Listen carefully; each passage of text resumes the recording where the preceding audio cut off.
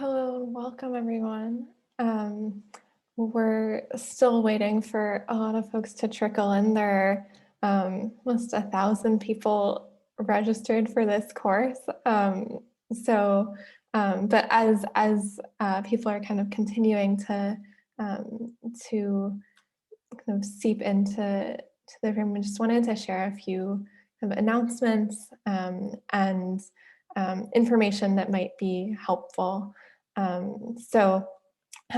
Welcome to the second session of Losing Yourself.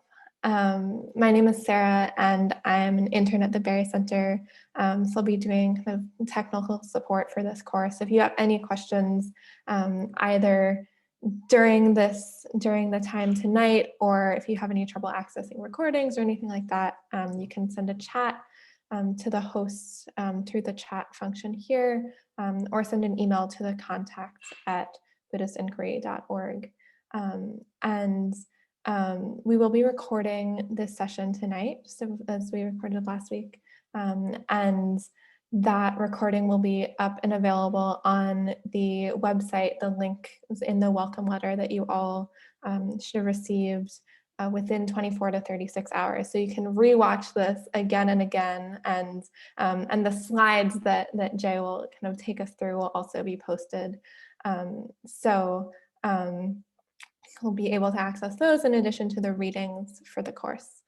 And then one last just piece of information, at the bottom of your screen, should see a little button that says closed caption with a little arrow to the side. If you'd like to turn on closed captioning for the evening, then you can use that function to show subtitle or view the transcript, just in case you find it helpful, that feature is there for you.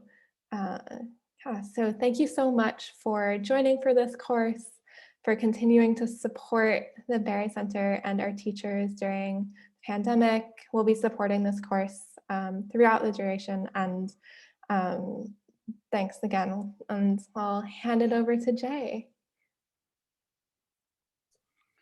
Thank you very, very much, Sarah, and thank you, William, and to all of the staff at the Berry Center for making this possible, but thanks especially to the vast number of you who are participating in this course and making it worthwhile and asking great questions and generally joining us in this venture. My name's Jay Garfield, but you knew that. And before I start, I just want to remind us that it's a good idea to take a few minutes to reflect, to set motivation before we begin. Our motivation for doing this isn't to learn how to win debates, though that's a nice side effect perhaps, not just to know this stuff for its own sake, but in order to try to improve ourselves as persons, in order to benefit others. And so I just really want that to be a part of what we're doing, especially in this pandemic time. It's very important for us to become beneficial agents in the world. And it's my conviction that the more deeply we understand ourselves, the more beneficial we can be as agents. So this is an effort to move in that direction. As I said last time, I want to remind you as well, with so many people in the course, I can't possibly be monitoring or responding to all questions and comments that come in as I'm going. But I'm very grateful to William and to Sarah, who are going to do that for me. And they will be monitoring chat and taking care of questions that come along and feeding them to me. They won't give me every question that gets asked, but what they're going to try to do is bundle questions. And so to get a group of related questions asked at once, or a group of related comments, or particularly important questions that really need to make me stop. And I thank them for that, but I also therefore urge you, if there is anything I say that is obviously false or confusing or just unclear, or that raises a question or that you want to push further, please feel free to ask. And if it gets through to me, then I'll stop and talk, and you'll be doing everybody a favor, Because if you have that question or that issue, you can be sure that somebody else does too, but he or she is too shy or too distracted to ask it. So you can do this as a bodhisattva deed for them, ask the question on their behalf. And that will also slow me down, and it will break things up a little bit. So I won't be talking for a long time and then taking a Q&A period, but expecting to be stopping and dealing with questions and discussion along the way, which I think makes things a little bit more pleasant.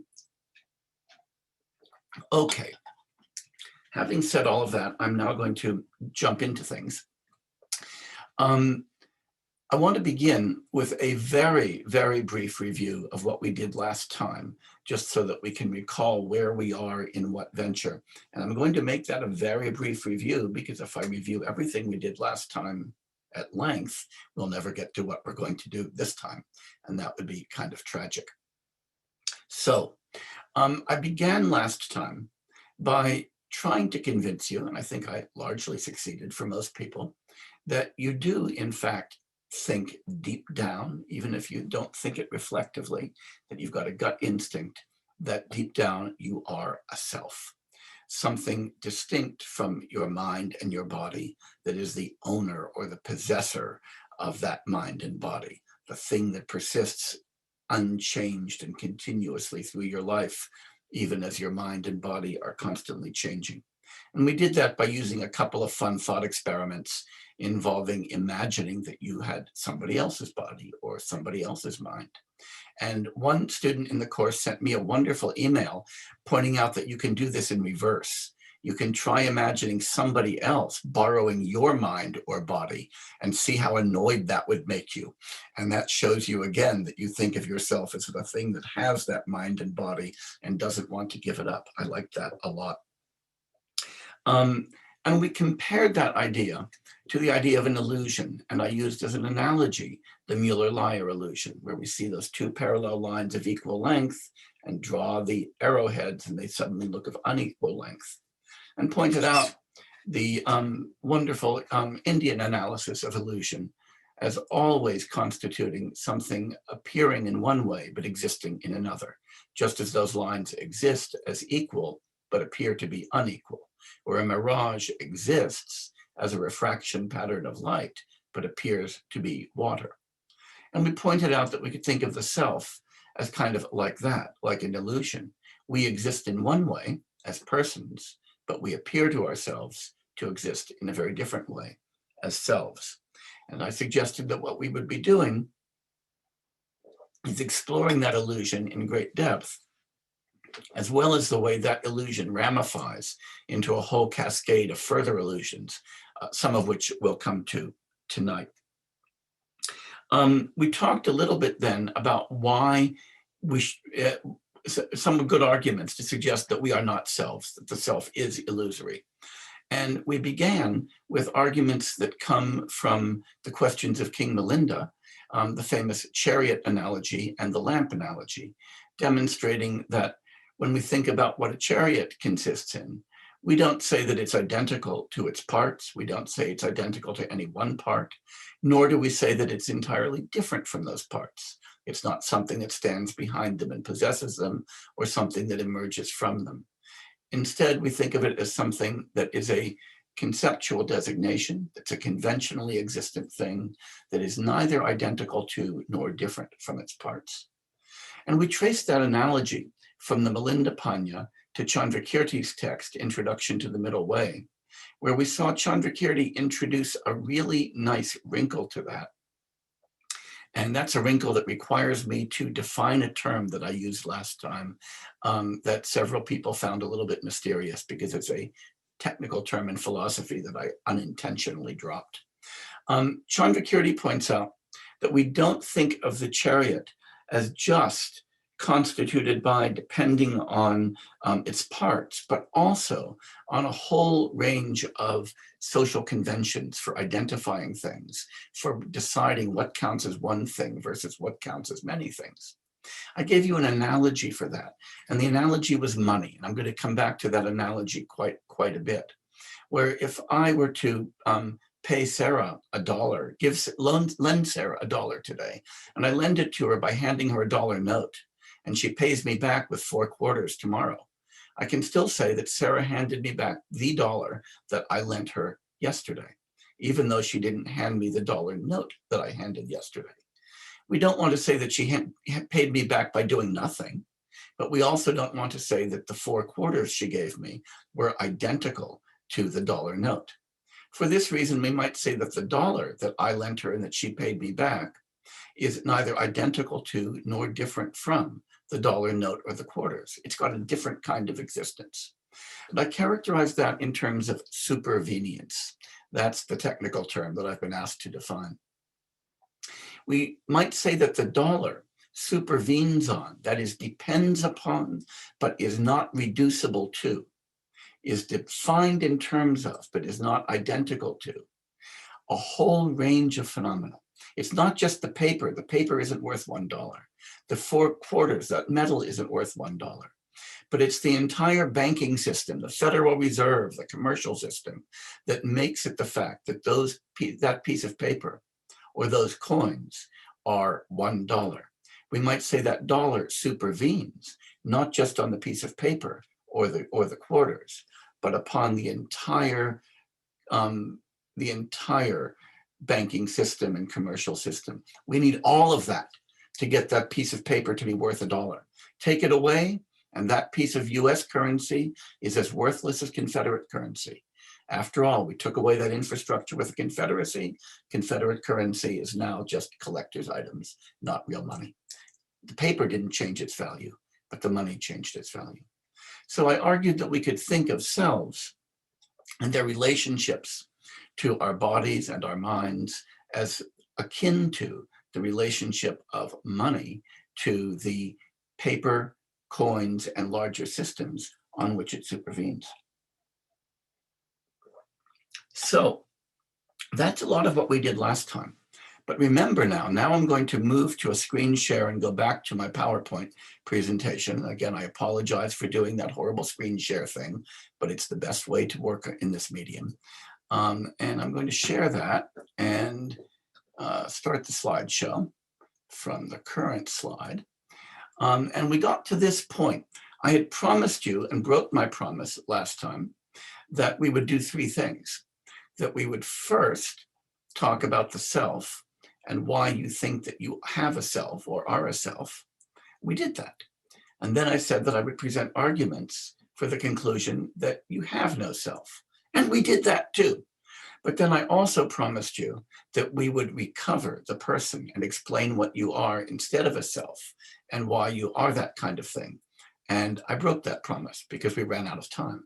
So today I'm going to keep that promise, do part 3 of what we intended to do last time, and then move into the material for today, which is going to largely consider contemporary arguments for the reality of the self and why those arguments, despite sounding really good and coming from really famous philosophers, are really trashy and why you should not be sucked in by them. But first now I'm going to conclude what we intended to do last time and ask the question, what are you? And we're going to talk a bit about persons. Let me just pause for one moment though, to ask whether there are any pressing questions remaining from last time that must be answered before we go on. Anything, William or Sarah?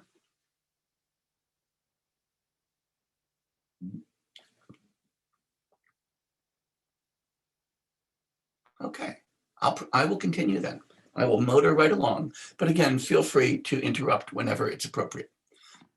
So the question is, what are you, given that you're not a self? Jay? Yes. I think there were a couple questions that came in that okay. You may be about to talk about. One was, can you clarify the term person? I think you're about to do That's that. where we're going right now. But there are also questions about, like, do we experience the chariot? Like, what do we experience, or the self, presumably, if there is no self? So it's basically, some of those questions are setting you up for. That's a very good question. And let me address that single question in a very broad way, and then promise that we're going to get finer tuned on it as we go. So again, I'd like you to remember both the Mueller-Lyer illusion and the analogy of money. And let's think about what we experience when we experience those things. When we look at those lines on the Mueller-Lyer illusion with their beautiful arrowheads, we seem to experience two lines of very different lengths. When we look at a mirage, we seem to experience a puddle of water. When we look at a dollar bill, we seem to experience something that's intrinsically worth $1, and a $20 bill just looks like it's worth a hell of a lot more, and there must be something in that money that makes it different. But we know that those are all illusions of different kinds. The Mueller-Lyer illusion is an optical illusion. The mirage is an illusion caused by the refraction of light through layers of air. And the money illusion is one where we sort of see value in the thing, where we know the value is really distributed in a whole lot of other practices. So just because we seem to experience something shouldn't lead us to believe that that thing we experience is real. There is no water in the mirage. There is no inequality in the lines, and there is no intrinsic value in the dollar note or the $20 note. Those are all what feel like perceptions of real things, but in fact, illusory. Once again, I want to come back to that formula. They exist in one way, but appear in another. Similarly, the fact that we seem to experience ourselves, and especially, as I said last week, in emotional states, states of anger or states of shame, states of desire, or states of fear, we seem to really have that strong sense of self. And we might think that because that sense is so strong, there must be a self that we're actually perceiving. But that's just wrong. Just as when even if the illusion of a mirage really looks like an oasis, we can't drink from it. Even if those Mueller-Lyer lines really look unequal, we can't sort of use one as longer than the other. So we want to divorce the question of how we appear to ourselves from the question of what we are. And so I want to really hold on to those arguments against the reality of the self that we looked at last time, and grant that we have an experience that suggests to ourselves that we're selves, but then talk about what we are instead, and to really uncover that illusion right now. So now I'm going to transition to persons in order to partly answer that question and to answer the other question of what a person is. Thank you for that question. It was a very good one. So now the question is, what are you? And we're going to talk about a few different things. We're going to talk about persons and personae, literary persons and living persons. And then we're going to follow that neither identical nor different from idea. But first, persons and personae. And as you learned last time, I've got a fascination with words and etymologies. Whether they're Sanskrit or Tibetan or English or Latin, give me a word and I'll puzzle over what it means and then make a kind of spurious philosophical point based on that. And that's okay. I don't mind doing that. So I want to talk with you about the meaning of the word person, where that actually comes from. And I'm going to go back a moment. The word person, as many of you will know, comes from the Latin persona. And we still use that term in one context, but let me first tell you what it means. The term persona initially means a mask, and in particular, the kind of mask that people used to wear in the theater. So if you were playing a part in old theater, you always had a mask that represented the character that you were playing, and that mask was called a persona.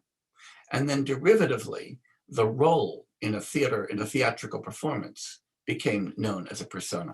So a persona is a role. And we still find this if you open up a play, say you open up Richard III, one that's been very much on my mind lately, you see at the beginning, dramatis personae, the roles in the drama.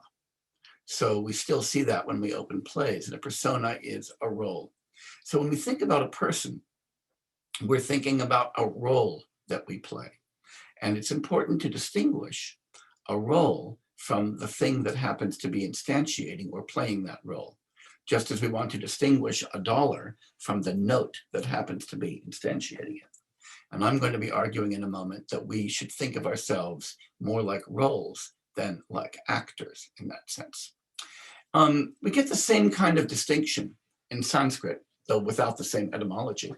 When we talk about the self as Atman, that permanent, unchanging thing, that witness, that agent, that enjoyer, that is different from the body and mind, that puts on a new body and mind in each birth. And the term Pudgala, which just refers to a person, an ordinary conventional individual who lives for 70 years and then disappears, even though the Atman goes on forever. So this distinction between person and self is represented as well in classical Indian literature as the distinction between Atman and Pudgala.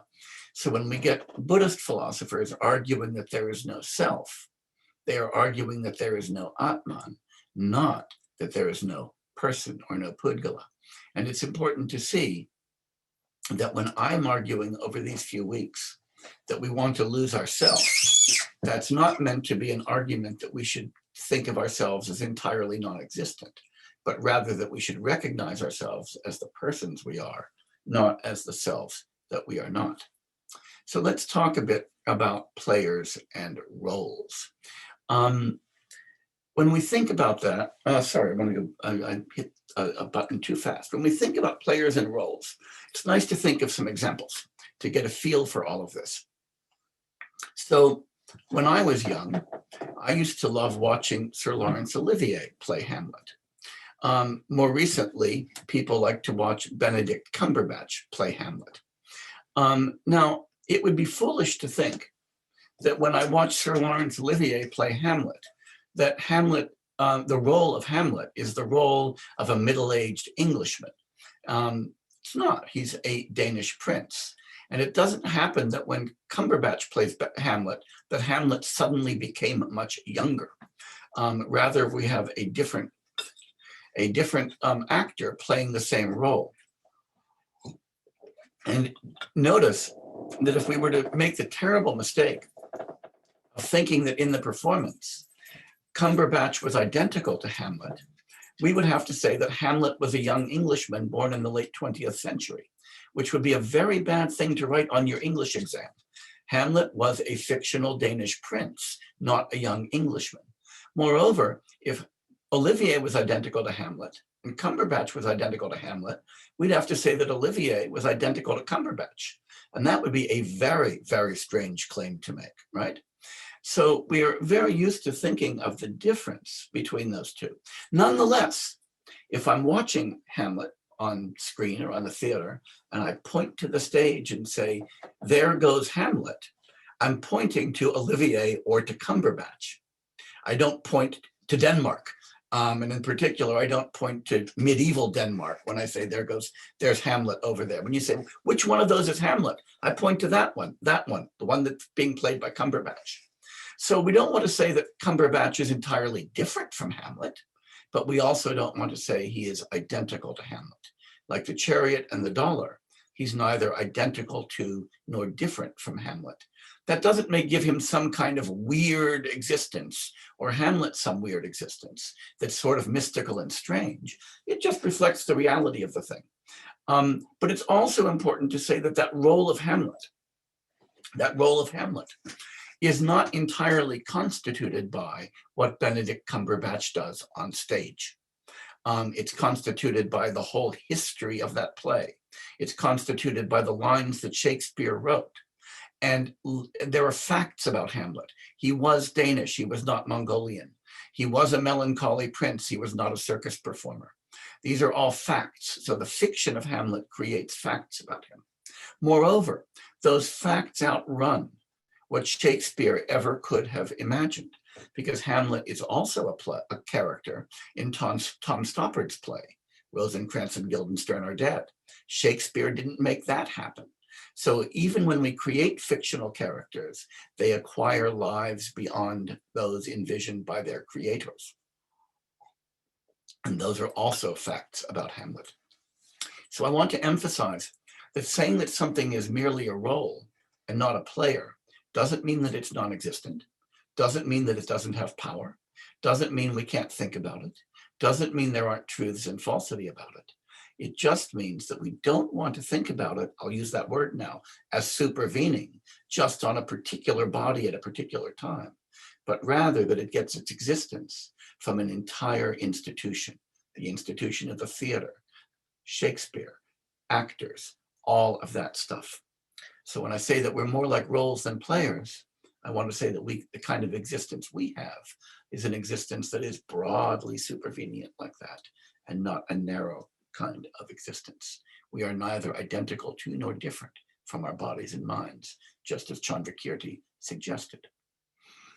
Now, as I said, this really gives us a way to think about fact and fiction. And now you'll find another of my delight in words, because we're very accustomed to thinking of fact and fiction as antonyms, right? Fact is one thing, it's really, really real, and fiction is something completely imaginary. I want to destabilize that for a minute by reminding you of a really odd fact, or a fiction. Fact and fiction are the same word. They derive in Old English both from the same Latin term fingere, also your finger derives from fingere, which means to make, to create. So we have that in the idea of a factory, a place where we create things. A fact, something that has been created and is there. A fiction, something that we made up, that we created. So the etymology just works through all of that. And so when we say that something is a fiction, like Hamlet, I want to say that doesn't mean that it's not also factual. Making fictions is one way of making facts. And that's something that we need to be clear about. And one way of understanding that is that you can tell that something is factual or real when there's a difference between being right or wrong about it, when there are truths about it. And there are truths about Hamlet as well as falsities, truths about me as well as falsities. That's what makes me real, and that's what makes Hamlet real. And like the chariot, we can see that persons are neither, and personae, are neither identical to nor different from the phenomena upon which they supervene, upon which they depend, and that those can be very, very broad. So I want to come back to Chandrakirti's metaphor, that beautiful metaphor of the serpent and the elephant. We said that the self, or our identity with the self, was the serpent in the wall. That's the problem that we wanted to solve. The elephant is the person. When we try to assuage our worry about the self and to find out and discover that there's no serpent in the wall, that there's no self, we want to go after the idea that we are somehow identical to these permanent things lurking behind our minds and bodies. We don't want to deny that we are the elephant. We don't want to deny the reality of the person that we are. But moreover, and this was Chandrakirti's real point, we don't want to confuse the two. We don't want to think that just because we are real fictional characters, that we are real persons, that we are therefore real selves. And we don't want to think that because we're not selves, we don't exist as persons.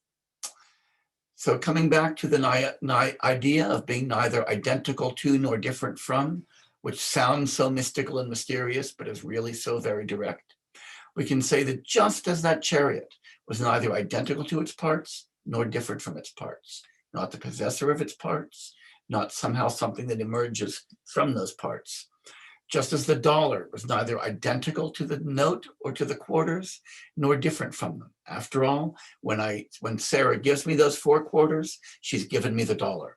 When I gave her the note, I gave her the dollar. So the dollar isn't different from them, but it's not identical because it's the same dollar, just like Olivier and Cumberbatch. And just as dollars depend for their reality on the huge context of the banking and commercial system, we can, just as the actor is neither identical to Hamlet nor different from him. When I point to Cumberbatch, I point to Hamlet, but Hamlet isn't a young English actor. And the role itself, in order to exist, requires not just an actor, but a context. It's worth thinking about this for a minute, because we can make the same point with respect to Hamlet that we made with respect to the dollar. Just as I said, if we simply printed beautiful pieces of paper with lots of green ink, but had no banking system, those wouldn't be dollar notes. They would just be weird conceptual art. Imagine that if Shakespeare never lived and he never wrote those plays, but Benedict Cumberbatch had this weird habit of walking onto stages in theaters and saying things like, to be or not to be? That is the question. He wouldn't be playing Hamlet. He'd be uttering words, but they would not be. They would not constitute playing Hamlet, because Hamlet wouldn't exist, because the play wouldn't exist. So again, you need this enormous context to bring a role into existence, just as you need an enormous context to bring a person into existence. And just so, I want to say, when we recognize our identities as persons, we are not identical to our bodies and minds, to our psychophysical complexes, but we're also not different from them. Our identity doesn't depend just on the identities of our bodies and minds, but of the enormous social context in which we figure. So when I say that you're no self, that doesn't mean that you don't exist. That means that you exist this way. You exist in the same way that Hamlet and dollars exist. Hamlet's perfectly real, and so are dollars, and so are you. We're not roles, that is, we're actors. And we're just as real as actors, we're just as real as dollars, but we're not any realer. There isn't a special hyper reality of a self lurking behind there to give me a greater reality than everything else in the world. And that really finishes what I wanted to finish last time. So now what we've done is we've accomplished the first of the 4 big goals in this course. We've explained what we think we are when we take ourselves to be selves. We've convinced ourselves that we in fact do think that we are selves. We've then convinced ourselves that that really is an illusion, and that we shouldn't be captured by that illusion and sucked in by it. And now I've explained that instead of selves, we are really persons, and that's as real as anything might want to be. And so before I go on to the next big project, and remember the next big project, which is the project for tonight, is the self strikes back, looking at contemporary arguments for the reality of the self and why nobody should get sucked in by them. Let me pause to ask if there are any questions about that discussion of persons. So there have been a few. Oh. Sarah? Yeah. Okay. So there have been a few questions around this like actor and role example that you've laid out. Someone said, it seems wrong because an actor can play many roles and is also completely different from any role that they play. And then another question, just to go back to the last slide as you kind of answer these questions. That one? Yeah. I think that's Or that one? I'll bet that one. Probably that Okay. one.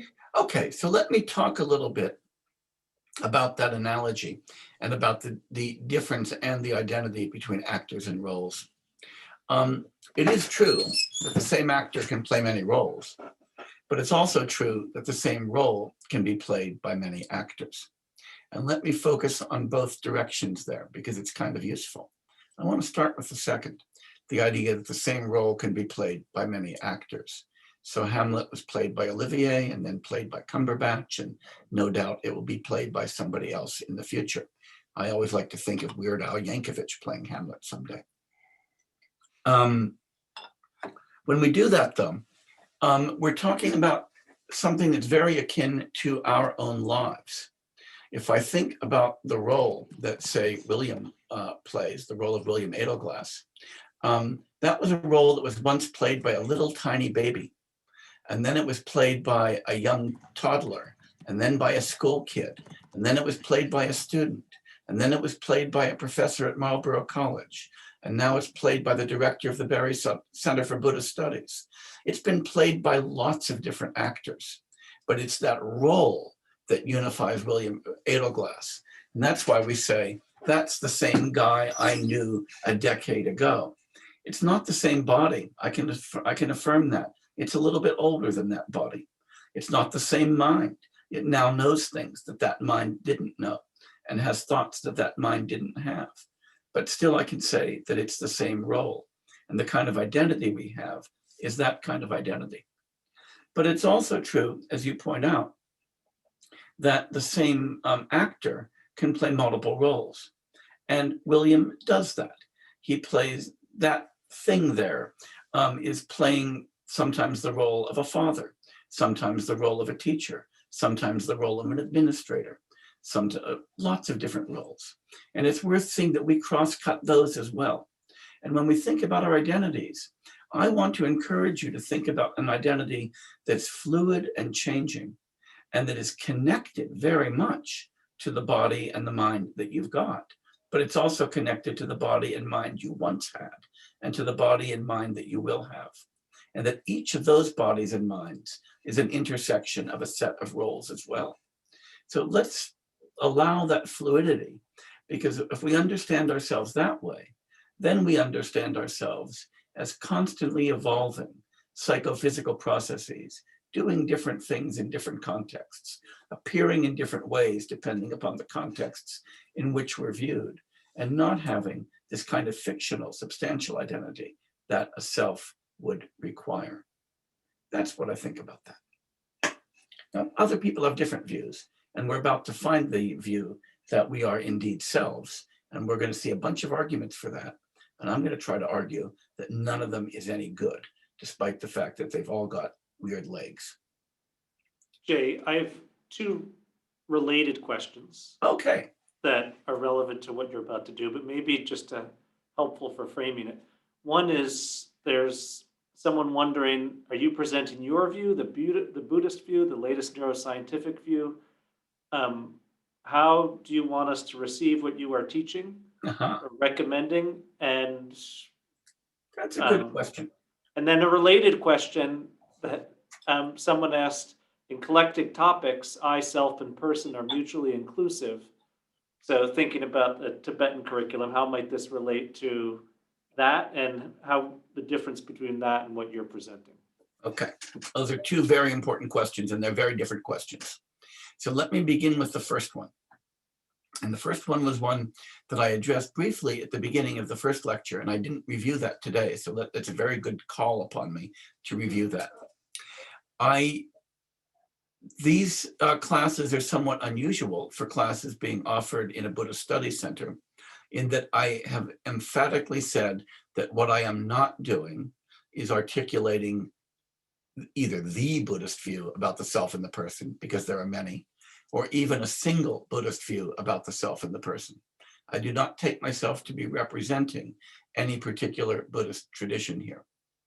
I take myself to be engaged with you in an exploration of the idea of self and no self, and arguments for and against the existence of self, drawing on, Buddhist ideas, non-Buddhist Indian ideas, ideas from the Western philosophical tradition, both from the early modern Western philosophical tradition and the contemporary tradition.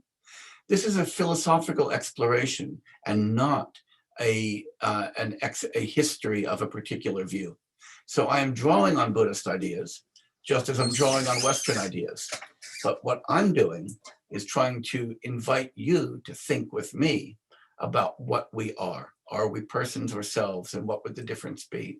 To motivate a view, which is indeed a view embraced by Buddhism, the view of no self, but to try to look at that in a way detached specifically from the Buddhist tradition itself. So you're free, no matter what you think. If you're not a Buddhist, take this as a good philosophical exploration. If you're a Buddhist, say, okay, that guy's not being very orthodox, but he's at least talking about an issue that's important to us. And take it as you will. Now, with respect to thinking about terms like na, dak, gangzak, this whole family of terms that we see in the Drudar, the collected topics, as being coextensive, I think that we need to be very, very careful about how to understand that. And this is really inside baseball for people who are really thinking about the Geluk tradition in Tibet, and which is where that question is coming from. So if we go back to somebody who I mentioned last week, and that's the founder of that tradition, Je Tsongkhapa, when he is talking in a different context now about the relationship between dependent origination and emptiness, he characterizes them as intentionally distinct, but extensionally equivalent. That is, the same thing, but thought of in different ways conceptually. Same material, different conceptual approaches. If you want the Tibetan there, that is Dokpatada, right? It's Ngobo Chikla Dokpatada, one entity thought of in different ways conceptually. Now, when we get to the Dridar, the collected topics discussion of terms like I, self, person, and so forth, the very same point is being made, that these things can be thought of as designating the same thing extensionally, but are conceptually different ways of going about it. To the extent that we think of myself as a self, I've screwed things up. But if I think of myself instead as what we call a mere I, not some, that is as a person, then we don't, but we're talking about the same entity in different conceptual ways. So that even if you don't like the way that I'm drawing the distinctions, you can see that they map pretty nicely onto the distinctions drawn in the collected topics if we understand them from that standpoint that Tsongkhapa suggests of Ngobo Chikla Dokpatada, of extensional identity but intentional difference. That's just a long aside for people who care a lot about the details of Geluk doxography. Now I'm going to go forward. So when we talk about the self strikes back, there are two different senses of self that people have been defending in contemporary Western literature and in early modern Western literature. One is I'm going to call the transcendent self. That is the self that sort of stands behind body and mind and space and time, this ego that is like the eye to the visual field, as we talked about last time, that is the condition of everything, but isn't itself ever an object. And then what's been called lately a minimal self, something that's been introduced largely as a result of the pressure of no self arguments to try to salvage something of a self in the face of that onslaught. And I'm going to argue that even that minimal self is trashy, but we're going to begin with the transcendent self. The transcendent self comes up in a lot of ways. So in India, the Nyaya philosopher Udayatthakara presents a powerful argument for a transcendent self, and it's one he was very much in dialogue with Buddhists. So he was responding to Buddhist arguments, and Buddhists responded to him in India. And then in the West, the most famous proponent of transcendent selves are people like Descartes in his famous cogito argument, but also Kant, who argued following Descartes in interesting ways for what he called the transcendental unity of apperception, or a transcendental ego. We're going to talk about what those are, why we think about those, and what transcendental arguments for the reality of the self look like. We're then going to look for arguments for the transcendent self from synchronic identity, that is from the identity of the subject or the object at a time, and then diachronic identity, identity over time. So we're going to give this view a good run for its money. I'm not going to leave anything out, and I'm going to show you that all of these arguments are trash. Okay, that's the point. Now, first Udayatthakara and Descartes. So we're going to put together a classical Indian Nyaya guy and an early modern French guy who never heard of Buddhism or Sanskrit philosophy. And we're going to talk about the self and consciousness. So first, the cogito argument. Descartes' argument was pretty clear. We all know this one, almost bumper sticker, right? Cogito, ergo sum. I think, therefore I exist. Now, note that that argument by itself, if we just take it that far, isn't such a bad argument. Because after all, if I'm thinking, there's got to be something that's doing the thinking. But Descartes immediately moves from that to the very important conclusion, the much more important conclusion that everybody forgets, which is really the conclusion of that part of the argument, sum res cogitans. I am a thinking thing. It's one thing to say that I exist. It's another thing to say that what I am is a thinking thing, and in particular that of a substance. It's one thing to say it's raining. It's another thing to say the rain god is back, right? So we've got to really worry about that, because the cogito argument which argues that because I think I exist, and that because I exist in virtue of thinking, I exist as a thinking substance, supposes that I'm a substance, something that's got the property of thought or performs the action of thought, and is a unitary thing, and not just something like the it, as in it is raining. And that actually makes no sense. And it makes no sense for a bunch of reasons. One reason it makes no sense, as the early modern Irish philosopher George Berkeley pointed out, is that once you decide that what we are substances and attributes, then you recognize that the only thing that you're ever acquainted with are the attributes, the thinking or the doing or the properties. And this idea of a mysterious substance underlying them just looks like a kind of fifth wheel, an idle posit. But moreover, things get worse than that, because if I think that I'm a substance with the attribute of thought, right? That's Descartes' idea. Thinking can't just happen. There's got to be this thing in which it occurs. Then we've got to ask ourselves a really deep question.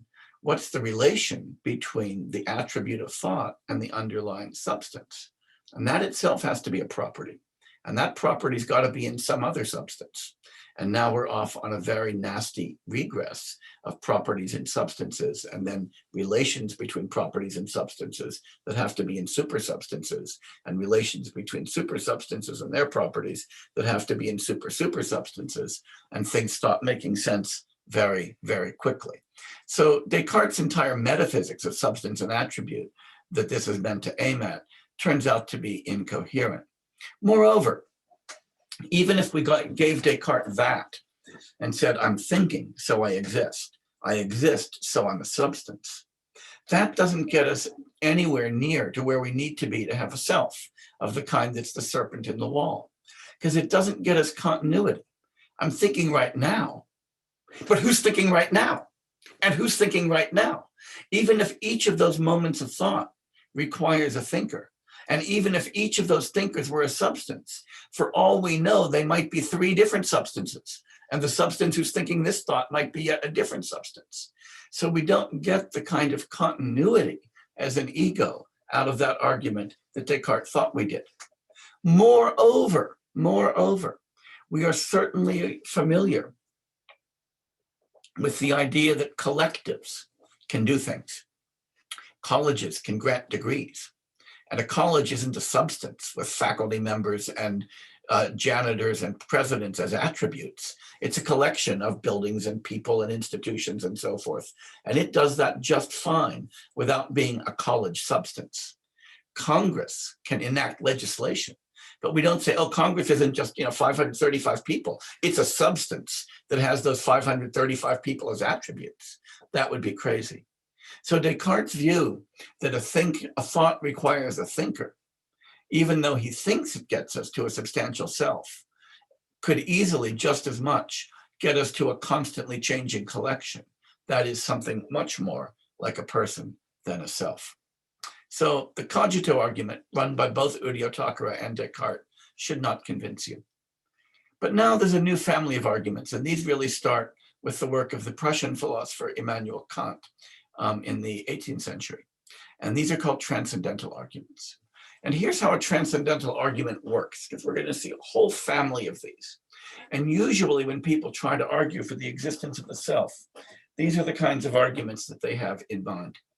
When we offer a transcendental argument, it's a very specific kind of philosophical argument, we take something for granted as existing, maybe space and time, or maybe thinking, or maybe emotions. And then we ask, what are the necessary conditions for something of that kind to even be possible?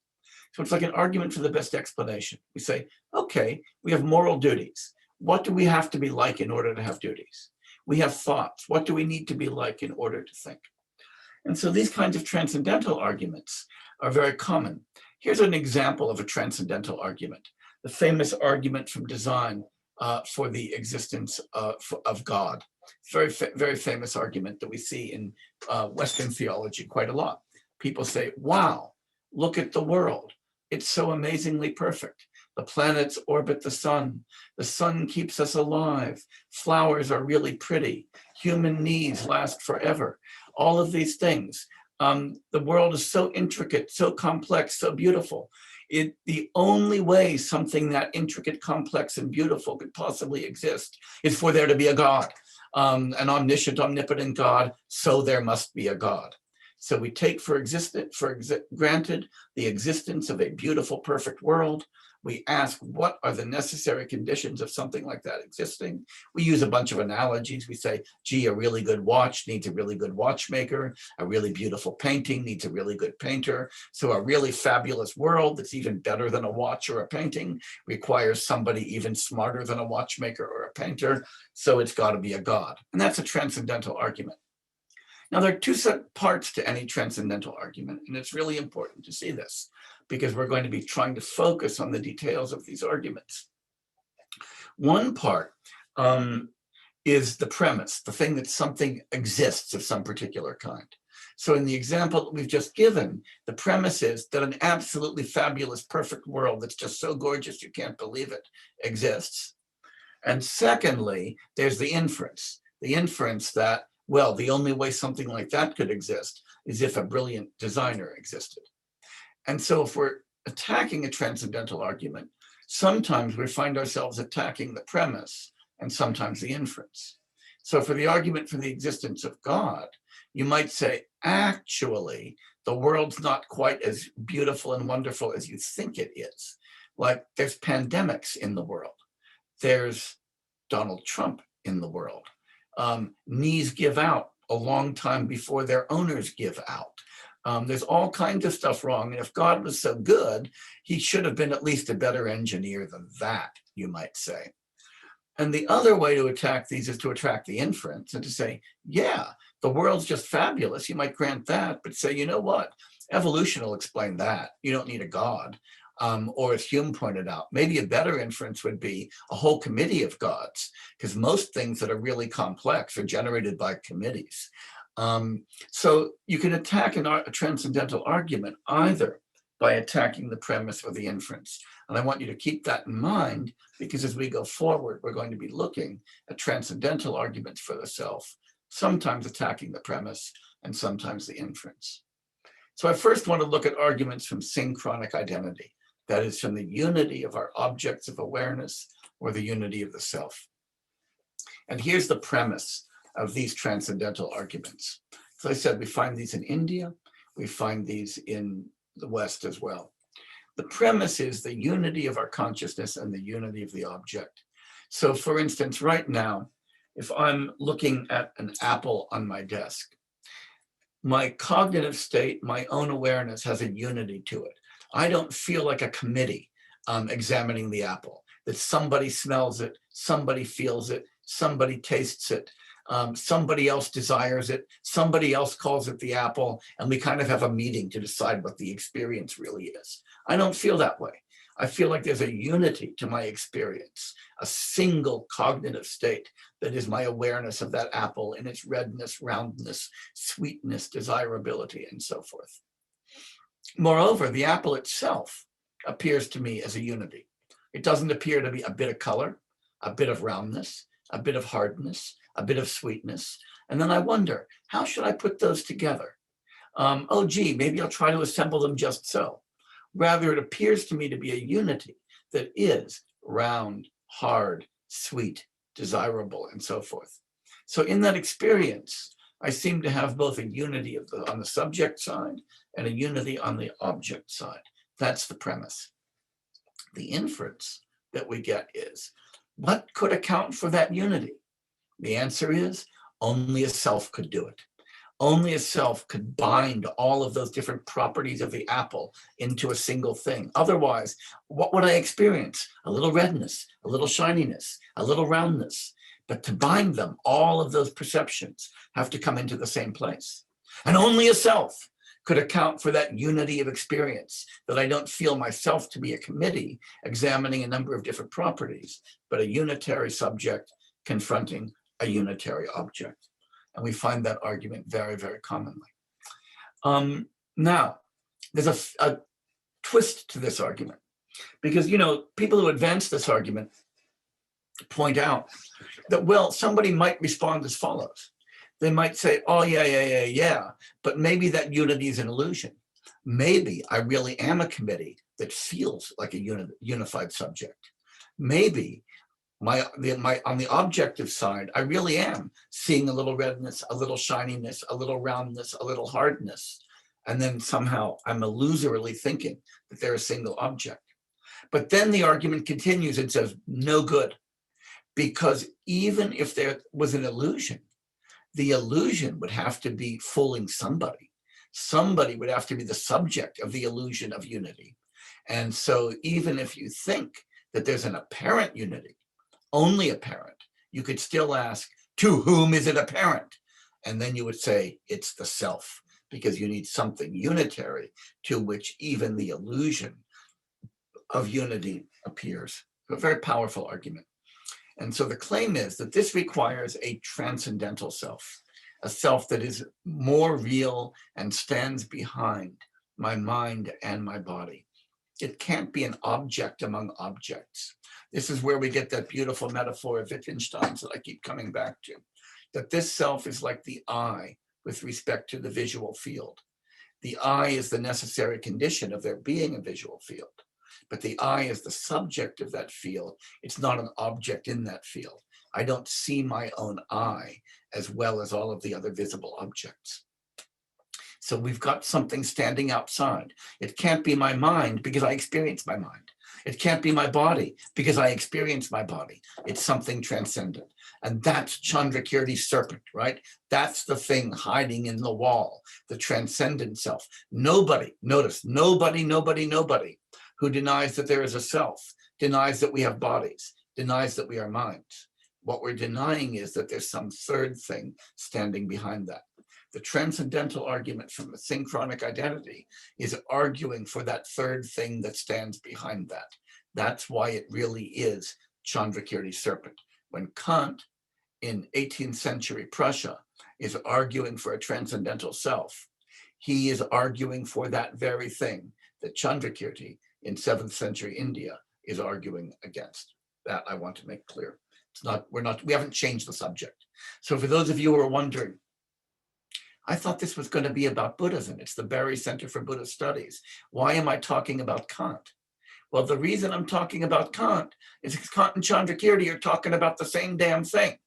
Chandrakirti is arguing that there's something that doesn't exist. Kant is arguing that that very thing does exist. So if we're going to wrestle with Chandrakirti's argument, then we've got to consider Kant's reply. What's wrong with these arguments? A lot.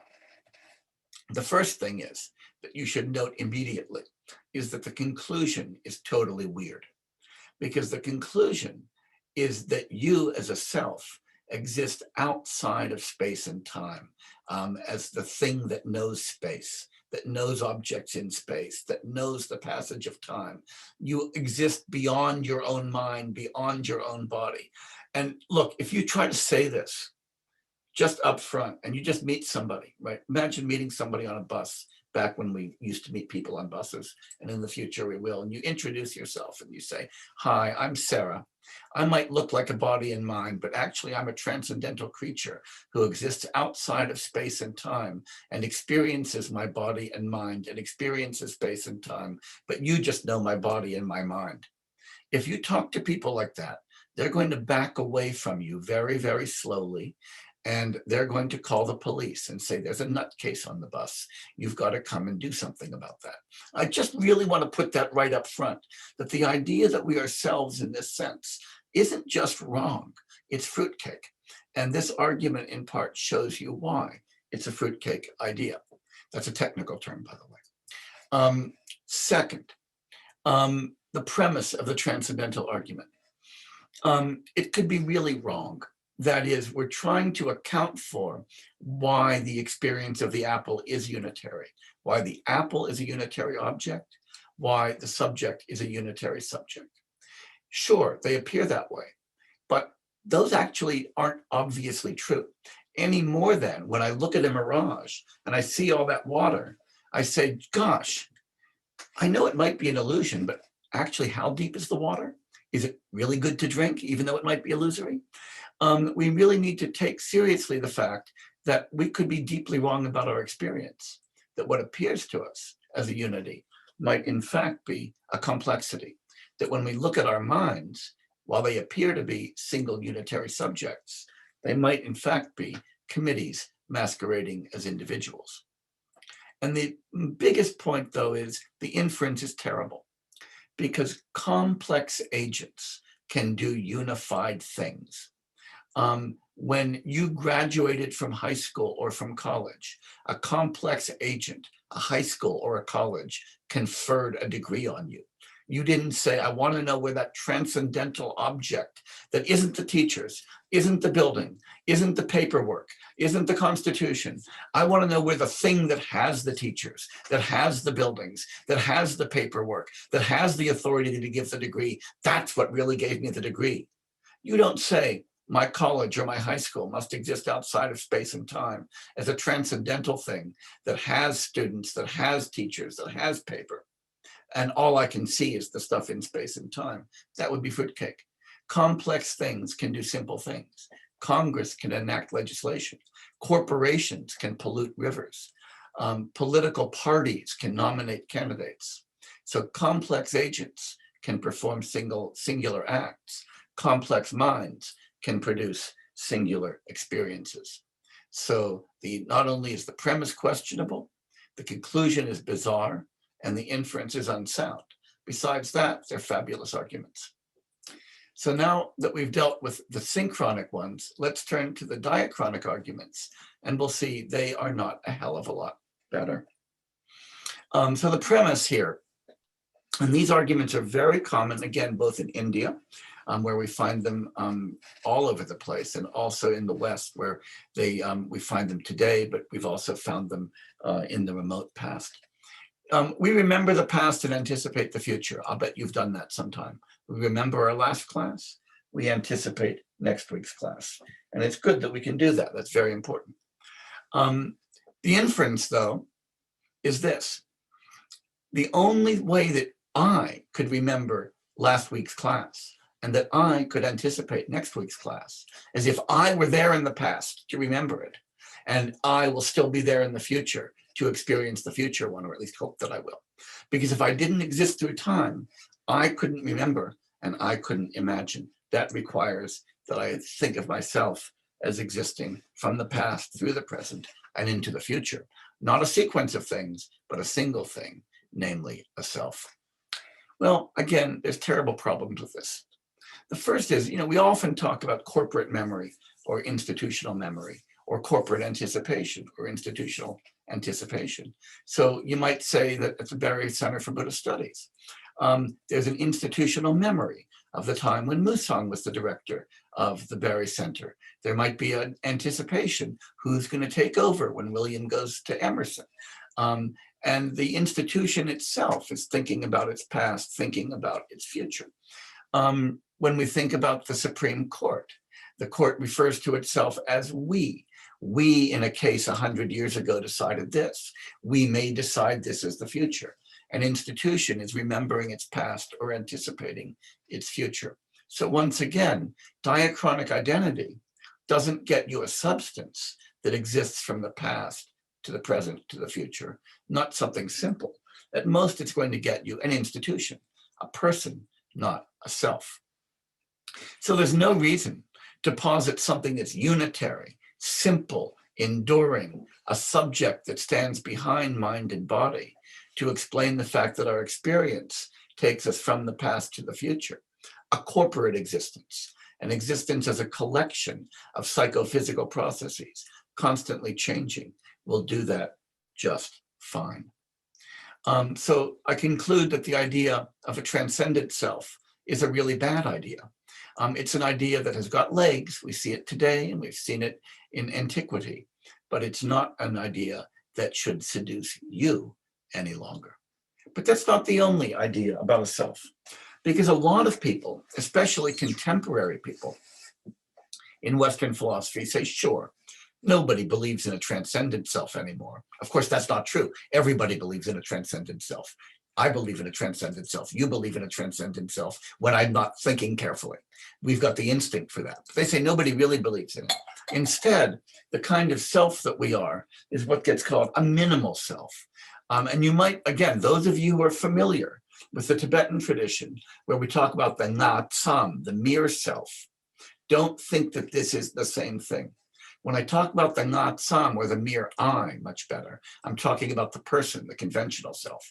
Here, what we're trying to do is to recover that serpent, but reduce it so that it's no longer transcendent, but somehow domesticate it, charm it so that it can be a good member of society. Again, we're going to see that the arguments, while they might look good, are lousy.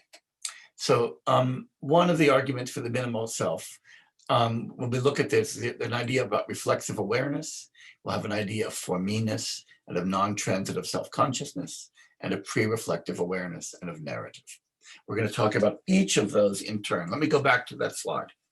Because what we've got are 5 different versions of the minimal self that I want to talk about. And they're articulated by different philosophers. One, which has its roots in classical India, but we also see in the European phenomenological tradition, is the idea that the self is constituted by a reflexive awareness, by a particular kind of self-consciousness. A version of that, I think of as reflexive awareness light, that we find from the contemporary philosopher Dan Zahavi, is the idea that the self is constituted by the for-me-ness of experience, that I'm always aware whenever I have an experience, that it's my own experience, and that requires a self. A third, this one derived from the contemporary American philosopher, Canadian philosopher, Evan Thompson, is the idea of a non-transitive self-consciousness, that somehow to be self-conscious isn't just to be conscious of something, but simply to be conscious, and that bare consciousness is myself. Or the idea that there's a pre-reflective self-awareness, that whenever I'm acting, I'm aware that it's me acting. Whenever I'm seeing, I'm aware that it's me seeing. And the object of that awareness has to be a self. And then finally, this idea that's become very popular lately, that Daniel Hutto is an important proponent of, the idea that we have a narrative self, that Dan Dennett has also defended a view like this, that the self is somehow a story that we tell ourselves, but a story that becomes real as a self. I want to convince you that each of these 5 ideas fails to give us Chandrakirti's serpent. We're going to begin with the idea of reflexive awareness. And I'm going to quote a contemporary English philosopher, Galen Strawson, and this is from a book that he published about 10 years ago.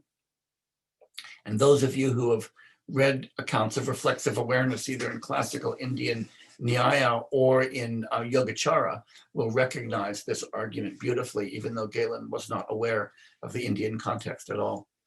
He says, I propose to take the unchallengeable, ontologically non-committal notion. By the way, whenever somebody tells you, I'm going to tell you something that is unchallengeable and completely non-committal, you should be holding on to your wallet, right? I mean, these are the words of somebody who's pounding the table because what they say is about to be false, right? Notion of the subjective experience in a minimal or thin way.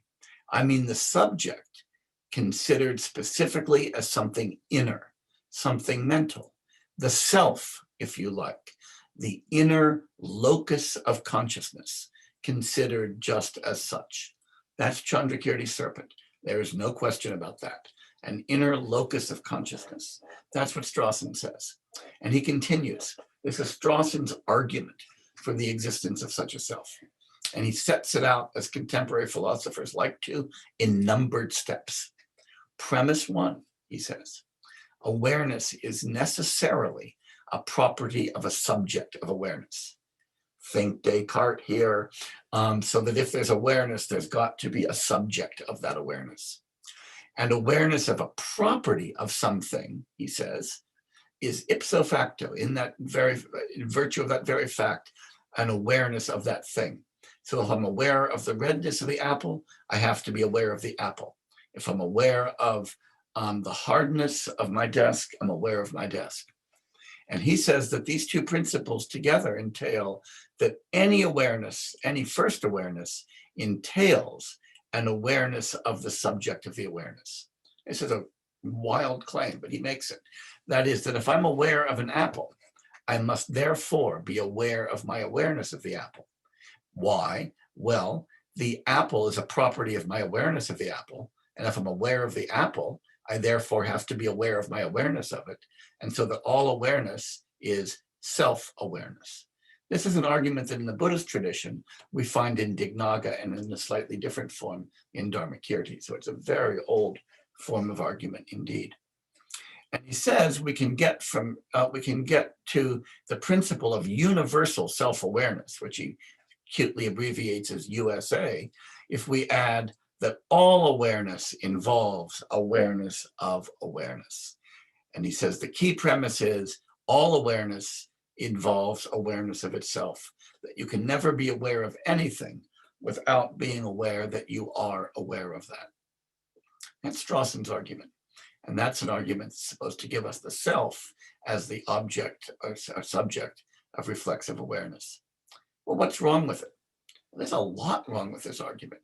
You could spend a whole lesson talking about what's wrong with this argument. Let's talk about the first point. He says awareness is necessarily a property of a subjective awareness. Well, we've already seen that that's false when we talked about Descartes, right? That is, one can be aware without there being a single unitary subjective awareness, just like a committee can act without there being a single unitary agent in that committee that's doing the action. But it's also question begging, because it's assuming that this kind of illusion that I'm a subject is reality. And what's the argument? What are we trying to prove in the first place through this argument? What we're trying to prove is that there is such a subject. And here we find the subject appearing in the first premise of the proof. So if we're trying to prove that there is a self as subject, it's kind of a lame idea to pack into the first premise of your argument, the idea that there's got to be such a self. So A, it's false, B, it's question begging. Then he says, awareness of a property of a thing is always awareness of that thing. Now that's clearly false, right? Trump, for instance, is the president of the United States. So he's kind of a property of the US government right now. You could certainly be aware that Trump has walked past without being aware of what the US government is. That's pretty easy. Or I might see a flash of red in the corner of my eye and be aware of the flash of red. That doesn't mean I'm aware that there was a cardinal flying by. It might have just been too quick and too momentary for that. So we can be aware of properties without being aware of the things of which they are properties. And he says these entail that any awareness entails awareness of the subject. Well, that, of course, is highly implausible. Very often, you might be aware of things without being aware that you are aware of them. You might be so absorbed in your awareness that you're completely taken up with the beauty of the flower that you're looking at, and not at all thinking, here am I, Jay, looking at the beauty of the flower. Or if you're playing a sport, like say Ultimate, you might be very much aware of the flight of the disc, but not being aware of you yourself pursuing the disc. If you are too aware of yourself, you won't be able to concentrate on the game. And so again, he says we could simply add that all awareness involves awareness of awareness. Well, A, that's supposed to be the conclusion, so it shouldn't be functioning as a premise. But also, it's again pretty clearly false. And one reason that you can see that it's false is it would involve a terrible regress. Because if for me to be aware of the apple in my hand involves my being aware of that awareness, then my being aware of that awareness has to involve my being aware of my awareness of the awareness. And that's got to involve awareness of the awareness of the awareness of the awareness. And I'm off on a terrible regress. And it's a really vicious regress because the awarenesses that we need here are actual awarenesses. So this is actually a pretty terrible argument at many levels. And it should once again convince you that even famous philosophers do really stupid stuff. But why is this important? Why am I spending this time talking about a contemporary English philosopher who offers really weird arguments for reflexive awareness and the existence of the self? Why am I not staying in classical India, say? Well, why is it important? Because what it gives me is this idea of a minimal self, this idea of for-me-ness, which is going to look a lot like Chandrakirti's serpent. Uh-oh, we're losing a bunch of stuff here. Why have I lost a bunch of stuff in the slide? Okay, so what I've lost is a bunch of slides here that aren't there. So I'm going to tell you why it's important, but for some reason the slide has disappeared. I apologize, I will repair this at some point. I'm not sure what happened. Here's why it's important. Why it's important is that Strawson's self, as we have seen, is meant to be this primitive subjective awareness that stands behind all of my psychological states, that isn't something that is object, but is always subject. And because it's never object, it's never anything in space and time, it's never anything that is actually present that I could experience. It's the thing with which I identify myself as opposed to any of the episodes in my life. And when we say that, we've got Chandrakirti's serpent again. And it might seem that it's minimal because we're only talking about awareness. But what we're after is that subjective awareness that Strawson claims that we have. So what we see here is an intuition or a gut feeling that there's got to be me behind all of this, turned into a philosophical argument. It might be a lame philosophical argument, but it's a lame philosophical argument that's convinced a lot of people. I just never wanted to convince you. Now, I want to turn to its near cousin, which is the idea of a minimal self. On this theme of awareness, I just wanted to add in awareness of time, because we are coming up on. I just noticed we just hit the end. Yes. So. Thank you, Sarah. So we'll pick up here next time. We'll pick up here, finishing the Self Strikes Back, and then we will segue into the moral dimensions of no self. Because the next of the four big topics we're looking at is why no self makes better sense of ethical life than self does. And we'll begin to talk about that next time after we finish disposing of all of these arguments. Thank you all very much. And I'll see you next time. And thank you, Sarah and William, for keeping me on track. Bye. Good night, everyone. Okay. Whew. Somebody's still waiting.